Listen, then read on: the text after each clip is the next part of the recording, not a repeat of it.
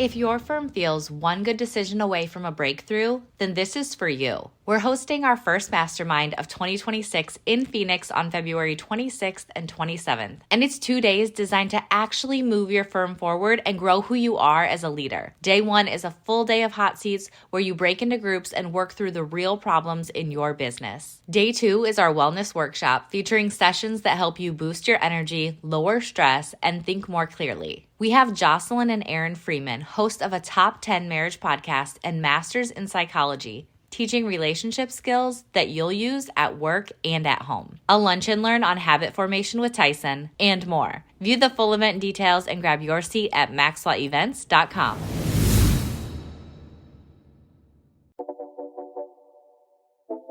This is Maximum Lawyer with your host, Tyson Mutrux.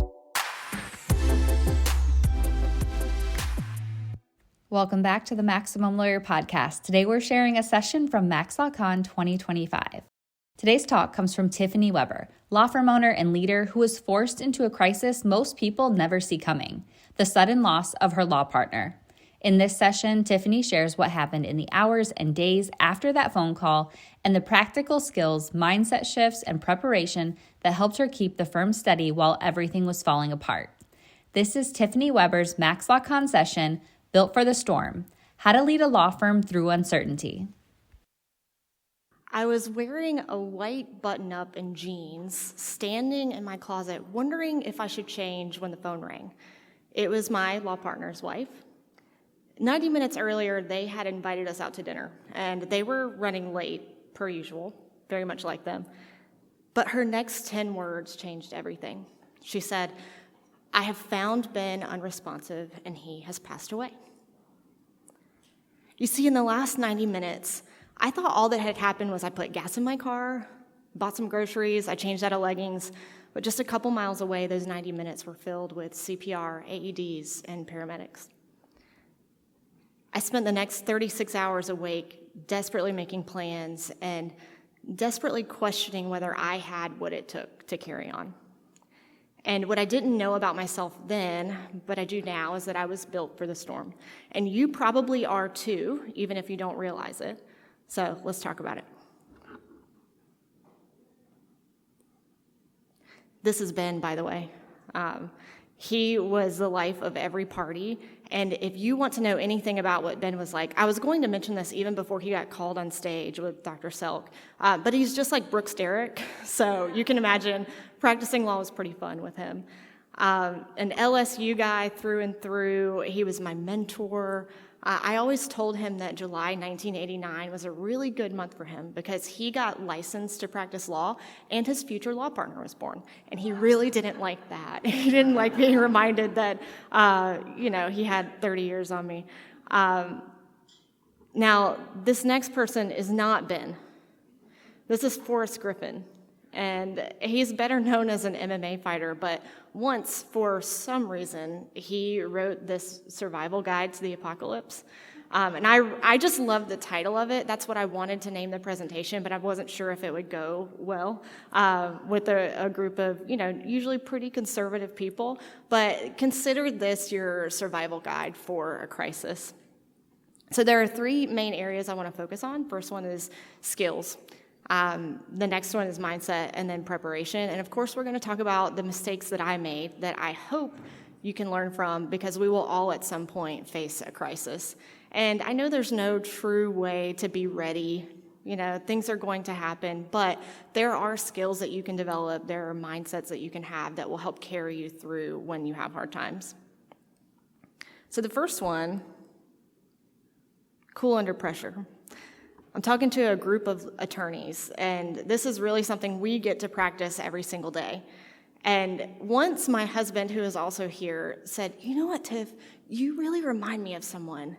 I know who it is. It's Marty from Ozark." And I said, "I don't think that's a compliment." But what he really meant by that was that he felt that I had the ability to stay calm in a crisis. That really, no matter what happened, I was going to be collected. You really couldn't get me too riled up. Didn't have super high highs, but not super low lows either. But as attorneys, we have to be the calm voice in the chaos. We have to be the clear thinkers when there is a crisis, because people look to us to know the answers. But the thing that really helped me the most in being this cool under pressure person was that I had no control over the fact that my law partner died unexpectedly. There's nothing you can control in that situation except yourself and your own reaction. So being able to be calm, even though all of these things were happening around me, felt like the one thing that I did have a little bit of control over. So not only did it help me get through things, but it gave me that sense of control that I was so desperately seeking. Now, the next thing is a bias for action. And this is something that my leadership coach, John Eads, talks about a lot. And this refers to your natural preference to move, to make a decision. It's an instinct to, rather than sit back and analyze, to just take that step forward to learn from experience and not be paralyzed by indecision. And while I think that now I have a bias for action, it certainly was not always that way. And I know with so many attorneys in the room that you can relate. We want all the facts. We want to know everything that's going on. I would analyze every opportunity from all the different angles. I would wait to gather facts. And as you all know, we never get all the facts. It's impossible to know everything that you need to know. And I got sick of opportunities passing me by because of my own shortcomings. So what I decided was that, okay, if I can't have all the facts, what I can do is identify the very next step that I can take right now. And then I started doing those things. And by the time Ben had passed away, I developed that skill enough that it was like an autopilot. When your law partner passes away, there's a lot of things you have to figure out pretty quickly. So being able to just pick the very next thing that you needed to do. And if you're stuck in a loop, if you're anything like I was, you would get stuck in a loop wanting to know everything possible that you needed to know. It can be really helpful to recognize that you don't have to have the whole solution right now. It's really tempting to get stuck in that trap that when you have to solve a problem, the whole thing's got to get done. But that's not always the case, especially in a time of crisis. You maybe won't be able to solve the problem at all, but you can figure out the next step to take. So I would encourage you to start exercising that skill so that when you are inevitably faced with a crisis, it becomes natural to you. Next, paint the windows black. And I'm sure a lot of you have heard this story about Sylvester Stallone. When he was writing the screenplay for Rocky, he painted the windows in his apartment black. He took the phone out of the apartment. Now, why would he do that? Because he didn't like screenwriting and it was hard. And he knew that if the phone was in his apartment and it rang, he was going to answer it and he was going to stop writing. He knew that if he looked out the window and it was a nice day, he was going to go outside and he was going to stop writing. He knew that even if he wasn't feeling tired, if he looked outside and it was dark, he'd think, I should go to bed. I'll get back to this tomorrow, and he'd stop writing. But he wanted more than anything to write. So he painted his windows black. And when things get hard, it's so tempting to introduce the distractions because we don't want to feel the hurt, we don't want to feel the discomfort, we don't want to feel the pain. But that's the time when you need to recognize, you need to know when and how to paint the windows black. Next is scrappiness. I already know there's a lot of scrappy people in the room. We're law firm owners. We just figure out how to get things done. It's what we have to do. So even if we don't want to, it's got to get done. So who else is going to do it sometimes? And when I first became partners with Ben, I was fairly young, and I didn't have too many years practicing under my belt. And revealing an insecurity of mine, I felt like I didn't have a lot of credibility. So I was desperate to figure out ways to give myself some credibility. And one of those things was that I decided pretty early on I needed to know how to do everything in the firm. Now, when you start your own firm from scratch, that's a little bit more natural because you're often the one doing everything. But I became partners with someone who had developed a process and systems over many years. So I came into a fully functioning firm that I needed to learn how to do everything. And I felt it was important there should be no program that I couldn't operate, no process that I didn't know. And because of that, I felt empowered to be able to solve problems without waiting on anyone. And then also, I didn't immediately jump to throwing money that I didn't have at problems.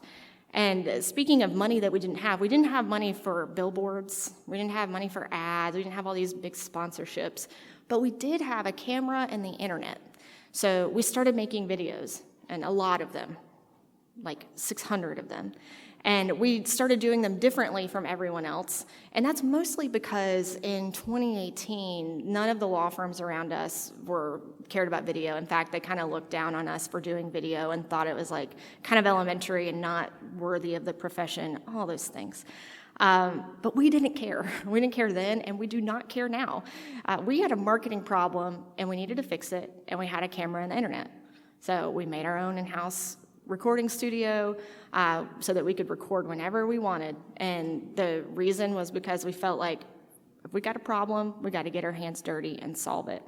And that's scrappiness. That's something that I think probably most of the people in this room already have inherent in them from starting a law firm. Next is communication, and this was the number one skill that helped me when my law partner passed away unexpectedly. And there's one thing that you need to be good at as a lawyer, it's communicating, because we're trying to persuade judges, juries, opposing counsel, clients, and we have to be able to talk to each one of those audiences in a different way so that they can understand what we're trying to convey. I didn't know, though, how important communication would be until I had to sit down on my bed on a Saturday night and call 15 different people to tell them that their leader had just passed away. That was a really tough night, but I was thankful that I knew how to communicate. And that was Saturday night.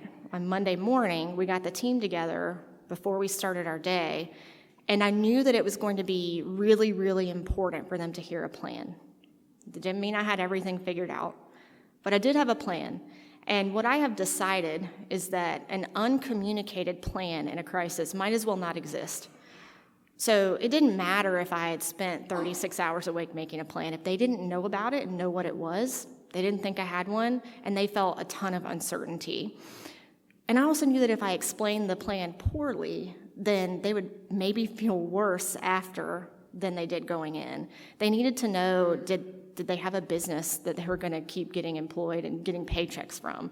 They needed to know, was I in this, or was I too grief-stricken to be able to, go in and do my job? But they needed also a clear message that we had the skills, we had the team, we had every resource that we needed to keep going and keep fighting, and that's exactly what we did, starting with the 18 closings we had scheduled that day.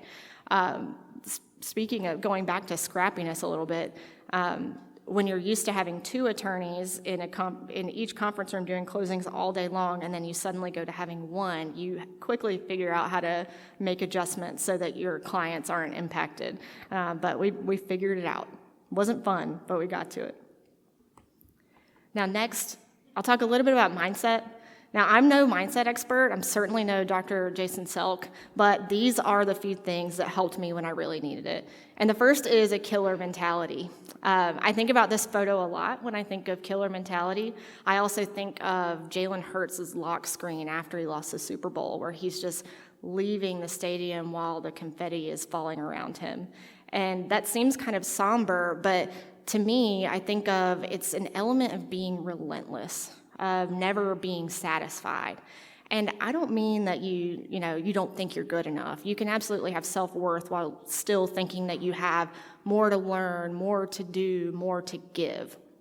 And if you're a person that perpetually has that sense of, I've got more in me, that is probably not just going to disappear when you hit a hard time. That's exactly what you need to rise to the surface so that you can take the next steps that you need to take to guide your team and your firm through. The desire for results, especially if that result is to become better for yourself, really helps you carry on.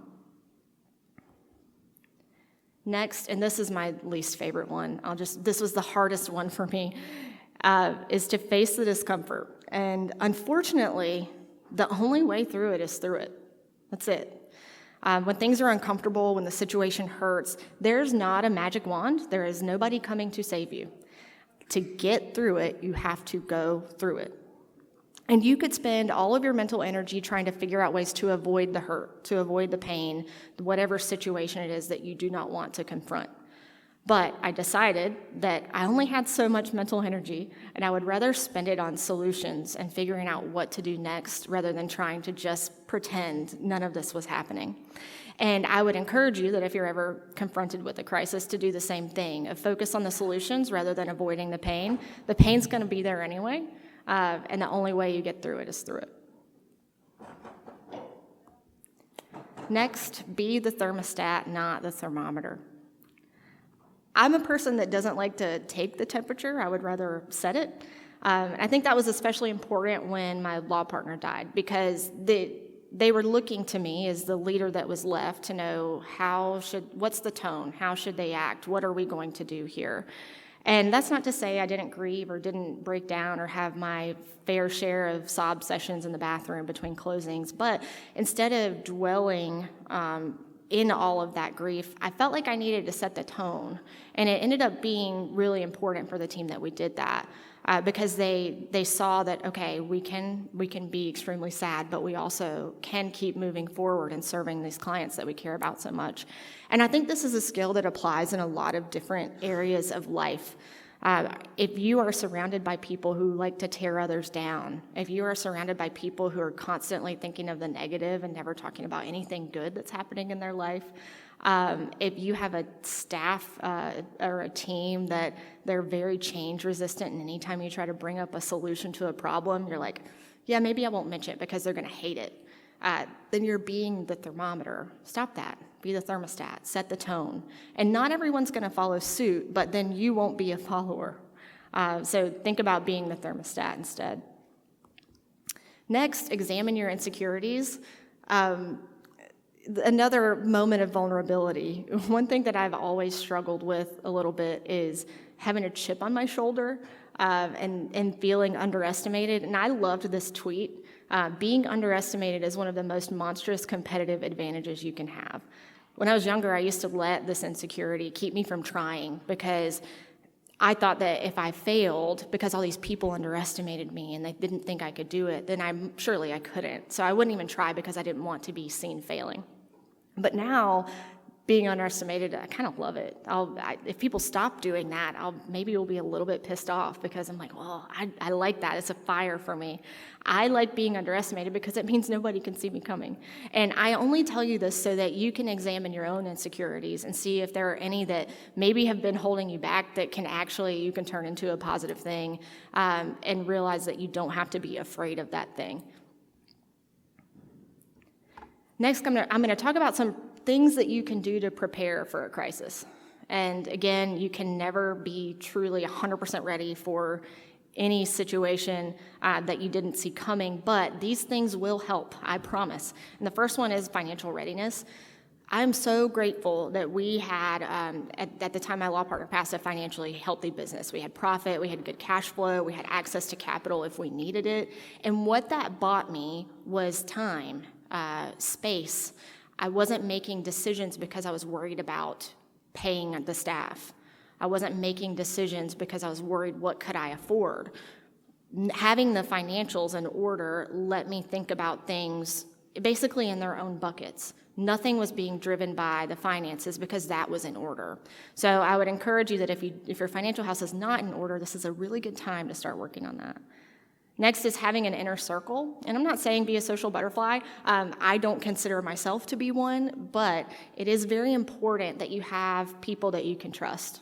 It doesn't have to be a lot, but the people that can give you wise counsel, that if you do need to break down, they're not going to judge you for that. But they also know what you are capable of, and they hold you to it.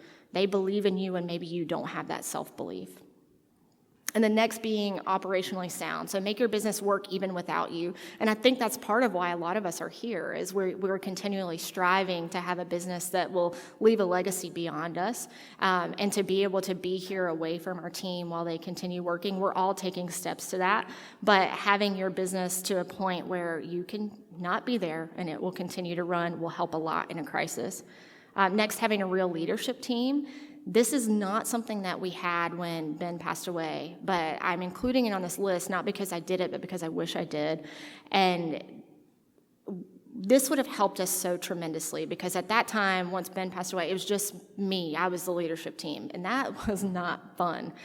There was, and I certainly was not an expert in everything that I needed to know, so it would have been good to have others on my team that I could lean on because they were the subject matter expert in this thing, or I knew these people had all of our staff covered. So if you don't have a leadership team, I would also encourage you to do that. And then what would I do differently? Oh, so many things. So many things.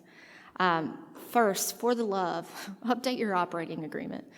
What's that saying about the cobbler's children? They have no shoes. My law partner and I, when he passed away, we were partners for less than a year. And he was only 63, so he was still fairly young. We thought we had a lot more time. And that was the phrase that I kept repeating, is I thought we had so much more time. But we didn't.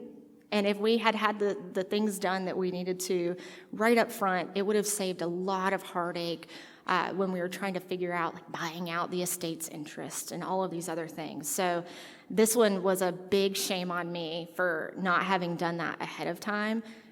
Please don't be me. I'm telling you this so that you will not be me. Also, succession planning. We did not really have a succession plan in place, and that was painful to go through. It led to some relationships that have now been repaired, but it was really tough for a while trying to navigate those things. And then next, intentional hiring. Oh man, I made some desperate hires, especially when shortly after Ben passed away, I found out that I was pregnant. And that should have been a really exciting time. But, insecurities and all, I kind of kept it under wraps because I didn't want people to think that, oh, she's going to shut the firm down. He's dead. She's having a baby. They're done. So I kept it under wraps, but I knew I needed to hire somebody. If I was going to be on maternity leave, somebody's got to do closings. Somebody's got to help the clients. And I made a desperation hire. Not one desperation hire has ever worked out for me. Maybe you guys have gotten lucky, and if so, please tell me your secrets, but it never has worked for me. And then finally, letting the right people in, I isolated a lot. And I wish that I had opened myself up more and let people know really how much it sucked and how hard it was. I tried to put on the brave face, and I think I could have saved myself, months worth of heartache of being open to more people than just my husband. He was really going through it with me. And then I'll close with this. I was telling a story last night about a client that I met with on Friday, who he was there with his business partner, whom I'd never met. And he said, oh, I've never told you the story about how I met Tiffany. I was actually the first closing she did that morning after her law partner had passed away that weekend. I didn't remember this. That was a daze. We just did what we had to do to keep going. And I had worked with him a couple times since, and he told his business partner sitting right there in my conference room, he said, the reason why I keep coming back is because all of this stuff was going on. It was chaos. They were sad. It was this catastrophic thing for them, but she didn't let it affect me. We were still able to do what we needed to do on time, and it went off without a hitch, and that spoke to me. And I say this because I was not giving myself any credit, and you will be tempted in a crisis to not give yourself credit. And when you're really going through it, it's easy to question yourself and think that you are failing, but every single day that you make it through is another day that you've won, and you just need to trust in yourself and your skills and know that you are built for the storm. Thank you.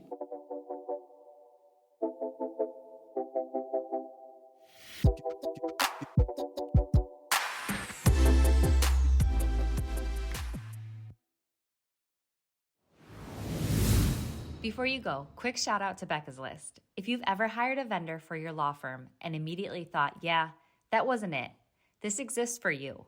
Becca's List is a curated list of companies that work with law firm owners. No paid placements, no random recommendations, just real reviews from law firm owners who have already learned the hard way. If you want to see what's working for other firms and help us grow Becca's List to the largest place for law firms to find trusted answers, head to beccaslist.co and leave your first review today.